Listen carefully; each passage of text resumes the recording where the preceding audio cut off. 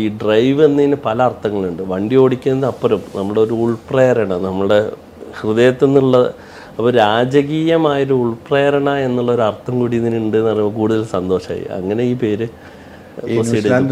അദ്ദേഹത്തെ പിന്നെ വിളിക്കുമോ? ഓ തീർച്ചയായിട്ടും. അദ്ദേഹം ഞങ്ങളെ കസ്റ്റമറാണ്. 3 കാറുകൾ ഞങ്ങൾ ഇന്ന് വാങ്ങിച്ചിട്ടുണ്ട്. മലയാളി, എവിടെയുള്ള ആളാണ് അദ്ദേഹം? എടപ്പാളുണ്ട് സ്വദേശി, ഷറഫുദ്ദീൻ എന്ന് പറഞ്ഞൊരു. ഷറഫുദ്ദീൻ. ഷറഫുദ്ദീൻ ആണ് നമുക്ക് പേര് സംഭാവന ചെയ്ത്. നമ്മളെല്ലാം ഷറഫുദ്ദീൻ 3 നമ്മളെ കാറുകൾ പർച്ചേസ് ചെയ്തിട്ടുണ്ട്. ഷറഫുദ്ദീൻ ഇതിനൊരു മൈൻഡ് ദീർഘവിഷം ഉണ്ടായിരുന്നു എനിക്ക് തോന്നുന്നു. അത് താങ്കളായിട്ട് യാതൊരു പരിചയമില്ല? ഇല്ല, ഫേസ്ബുക്കിലെ ഫ്രണ്ടാണ്. അന്ന് ഞാൻ പറഞ്ഞില്ല, ബ്രദർ ന്യൂസിലാൻഡിലുണ്ട്, അവർ തമ്മിൽ പരിചയമുണ്ട്, അങ്ങനെ റിലേഷൻ ഉണ്ട്. പക്ഷെ എന്നിരുന്നാലും വേറെ ഈ വ്യക്തിയായിട്ട് പരിചയങ്ങളൊന്നുമില്ല. അപ്പോൾ അദ്ദേഹം കമൻറ്റ് ചെയ്തു, കുറേ കമൻറ്റുകൾ വന്നു, പല പേരും വന്നു. പക്ഷെ അതിൽ നമ്മൾ സെലക്ട് ചെയ്തത് ഇതായിരുന്നു. ഞാനും കുറേ പേഴ്സണലായിട്ട് കുറേ തിരഞ്ഞുകൊണ്ടിരുന്നിരുന്നു. പക്ഷെ എനിക്കും ഈ ഒരു പേര് കിട്ടിയപ്പോൾ ഇതിനോടൊരു എന്തൊരു ഇഷ്ടം വന്നു. അല്ല, ഞാനും മനസ്സിലാക്കുന്നത് ഈ പ്രകൃതിക്ക് എല്ലാത്തിനും, ഇത് ഇപ്പോൾ ബിസിനസ് ആയിക്കോട്ടെ, പ്രകൃതി ആയിക്കോട്ടെ, എല്ലാം. ഇപ്പോൾ ഒരു മരം, നമ്മളൊരു തേക്കാണ് നമ്മൾ വെക്കുന്നതെങ്കിൽ അതിൻ്റെ റിസൾട്ട് കിട്ടാൻ ഒരുപാട് സമയം പിടിക്കും. ഇപ്പോൾ കപ്പയാണെങ്കിൽ നമുക്ക് 6 മാസം കൊണ്ട് അതിൻ്റെ റിസൾട്ട് കിട്ടും. പക്ഷേ തേക്കിൻ്റെയും കപ്പയുടെയും വാല്യൂ രണ്ടും. അത് നമ്മൾ ലോങ് ടൈം നമ്മുടെ വിഷൻ ആകുമ്പോൾ ഈ പറഞ്ഞ പോലെ അതിൻ്റെ വാല്യൂ നന്നായിരിക്കും. പക്ഷെ നമ്മൾ അത്രയും കാലം ക്ഷമിച്ചേ പറ്റൂ. ഒരു സുപ്രഭാതത്തിൽ നമുക്ക് റിസൾട്ട് വേണം എന്ന് പറഞ്ഞിട്ട് കാര്യമില്ല. ആ ഒരു പ്രോസസ്സിനെ, പ്രകൃതിയുടെ ഈ പ്രോസസ്സിനെ നമ്മൾ ഉൾക്കൊള്ളുക, എന്നിട്ട് വർക്ക് ചെയ്യുക. ഇതാണ് എനിക്കതിൽ തോന്നിയിട്ടുള്ളത്. ഹോബി എന്താണ്? ഹോബി ഡ്രൈവിംഗ് ആണ് ഏറ്റവും. ഇന്നും ഞാൻ കഴിഞ്ഞ ദിവസം ഞാൻ പറഞ്ഞില്ലേ, തിരുവനന്തപുരം പോയി വന്നു. ഞാൻ എൻ്റെ ഫ്രണ്ടിൻ്റെ കൂടെ ഉണ്ടായിരുന്നു, പക്ഷെ ഞാനാ ഫുള്ളായിട്ട് ഓടിച്ചത്. ഡ്രൈവറൊന്നും വേണ്ട. ഡ്രൈവർ ഇവിടെ നമുക്ക് ഇഷ്ടംപോലെ ടീം പക്ഷേ ഞാനിപ്പോൾ അത്രയും ഇപ്പോൾ മീറ്റിങ്ങോ കാര്യങ്ങളോ കൂടുതൽ ഡിസ്കഷൻസ് ഒക്കെ ഉണ്ടെങ്കിൽ മാത്രമേ അവർ ഉപയോഗിക്കാറുള്ളൂ. മറ്റേത് ഞാൻ സ്വയം ഡ്രൈവ് ചെയ്യലാണ് എൻ്റെ ഏറ്റവും ഇഷ്ടപ്പെട്ടത്. നമ്മളെപ്പോഴും മറ്റൊരാളെ പഠിക്കുന്നുണ്ടല്ലേ? തീർച്ചയായിട്ടും. നമ്മൾ പഠിക്കുന്നതിൻ്റെ ഒരു ഗുണം എന്താ വെച്ചാൽ, ഇപ്പോൾ ഒരാൾ ഇവിടുന്ന് ഇപ്പോൾ ഉദാഹരണം എന്താ പറയുക, ഹിമാലയത്തിൽ പോയി എന്ന് കൂട്ടാ, ആ ആളോട് ചോദിച്ചാൽ നമുക്ക് ബുദ്ധിമുട്ടില്ലാതെ ഹിമാലയത്തിലെത്താൻ പറ്റും.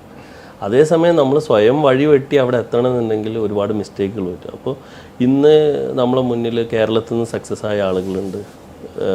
പണ്ടൊക്കെ നമുക്ക് US-ലെയും ഫോർഡിൻ്റെ ഒക്കെ കേസ് സ്റ്റഡിയൊക്കെ നമ്മൾ പഠിച്ചിരുന്നു. ഇപ്പോൾ ഇന്ന് നമുക്ക് നമ്മളെ നാട്ടിൽ തന്നെ ഒരുപാട് നല്ല നല്ല ബിസിനസ്സുകാർ വളർന്നു വന്ന് ഇവിടെ നിന്ന് പച്ച പിടിച്ച് രക്ഷപ്പെട്ട ആളുകളുണ്ട്. അപ്പോൾ ഇവരെ അഭിമുഖീകരിച്ച പ്രശ്നങ്ങൾ ഇന്നും മാർക്കറ്റിലുണ്ടാവാം. അവർ തരണം ചെയ്ത വഴികളെ നമ്മൾ കുറച്ച് ഡിജിറ്റലിയും കൂടി സപ്പോർട്ട് ചെയ്ത്, അല്ലെങ്കിൽ നമ്മൾ കുറച്ചൊരു ഇന്നോവേഷനും കൂടി കൊടുത്താൽ വളരെ സിമ്പിളായിട്ട് അവർ 10 വർഷം കൊണ്ട് നേടിയെടുത്ത് നമുക്ക് ചിലപ്പോൾ 2 വർഷം കൊണ്ട് അച്ചീവ് ചെയ്യാൻ പറ്റും.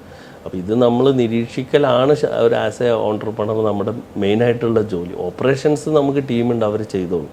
പക്ഷെ നമ്മൾ ഇതിൻ്റെ ഫ്യൂച്ചറും അല്ലെങ്കിൽ ഇതിനുള്ള കാര്യങ്ങൾ നമ്മൾ പഠിച്ചുകൊണ്ടിരിക്കുന്നതാണ് എൻ്റെ ഏറ്റവും ബെസ്റ്റ്. ആ ഒരു പഠിത്ത ഫലമാണ് ഏറ്റവും വലിയ ഉദാഹരണമല്ല. നമ്മൾ ഏറ്റവും താഴെ എന്ന് നമ്മൾ ചിന്തിച്ചാൽ നമുക്കൊരു വളർച്ച ഉണ്ടാവുള്ളൂ എന്ന് വിശ്വസിക്കുന്ന ഒരാളാണ് ഞാൻ. അങ്ങനെയല്ല? തീർച്ചയായിട്ടും. കാരണം അപ്പോഴാണ് നമുക്ക് സ്വീകരിക്കാൻ പറ്റുള്ളൂ. ഇല്ലെങ്കിൽ എന്താ പ്രോബ്ലം എന്ന് കരുതിയാൽ നമ്മളാണ് ഏറ്റവും ടോപ്പെങ്കിൽ നമ്മൾ ആരെയും കേൾക്കാൻ തയ്യാറാവില്ല. അതേസമയം നമ്മൾ അവരിലൊരാളാണല്ലേ, അവരെ പോലെയാണ് എന്നുള്ളത് ഞാൻ മനസ്സിലാക്കുന്ന ഹയറാർക്കി. ഇപ്പോൾ GM ആണെങ്കിലും താഴെയുള്ള ആളാണ്, ഇതൊക്കെ ഒരു നിമിത്തങ്ങളാണ്. ബാക്കി എല്ലാവരും നമ്മൾ കോമൺ മാനാണ്.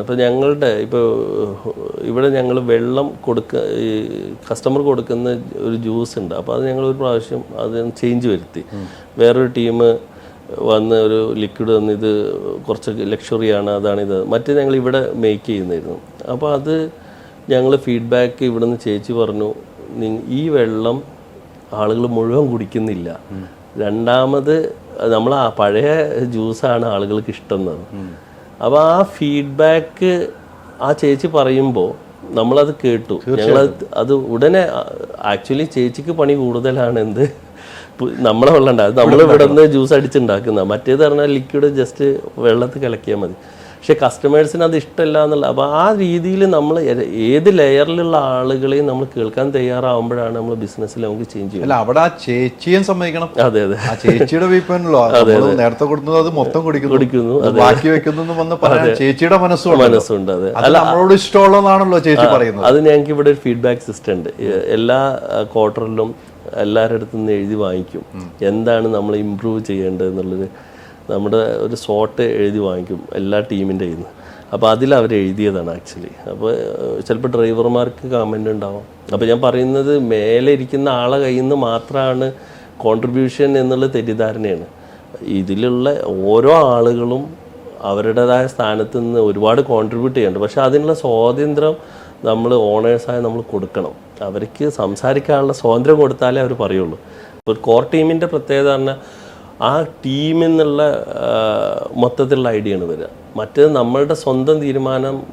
അപ്പോൾ നമ്മളുടെ കഴിവ് വരെ ആ കമ്പനി വളരുള്ളൂ, അതിന് മുകളിലോട്ട് കമ്പനി വളരില്ല.